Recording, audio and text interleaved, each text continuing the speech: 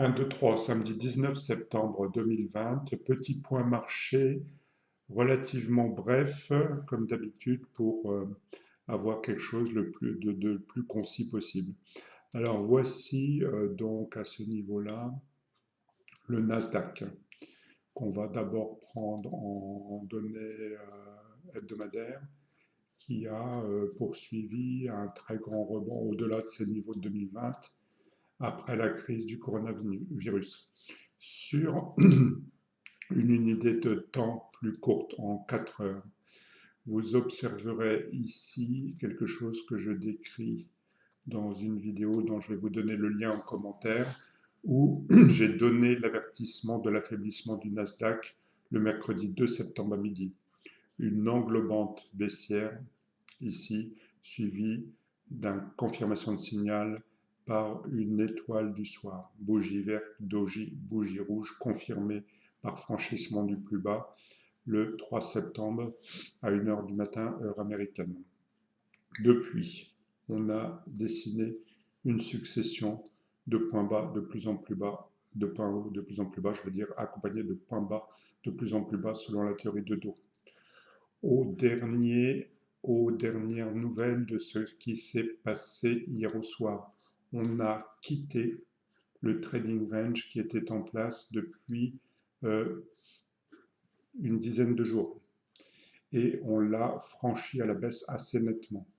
Donc, en toute logique, le Nasdaq devrait continuer à s'affaiblir sous ces niveaux-là, ce qui est donc un signe de faiblesse relativement important des marchés.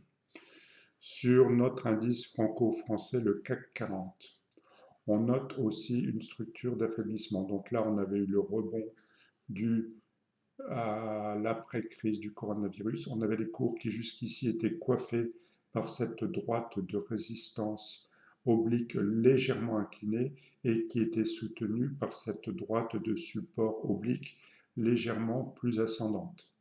On a, hier au soir, en clôture, relativement franchement cassé cette droite de support, ce qui veut aussi dire que tout à fait logiquement, les cours devraient continuer à s'affaiblir sous ce niveau, même si les prochains points de repère sont assez proches. Mais la simple cassure de cette droite de support oblique ascendante qui était en place depuis quasiment un mois et demi est un signal de relative faiblesse. Voilà, je dis 2 mots sur l'or. L'or qui vient de franchir sa droite de résistance oblique baissière, avec un franchissement ici aux alentours de mi-septembre, le 14 septembre, un petit pullback ici, un deuxième pullback ici potentiellement. Voilà, donc cette petite ligne est un peu parasite, mais on devrait avoir au moins une stabilisation dans cette zone-là, si ce n'est une petite poussée à la hausse. Jusqu'à ces derniers jours, l'or baissait et montait en même temps que les indices.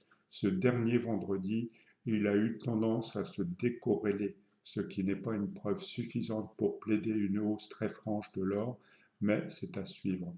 Voilà, je répète, un Nasdaq qui s'affaiblit et notre indice franco-français, le CAC futur, qui a priori a donné un signe de faiblesse. Voilà, eh bien, écoutez, je vous souhaite une bonne continuation.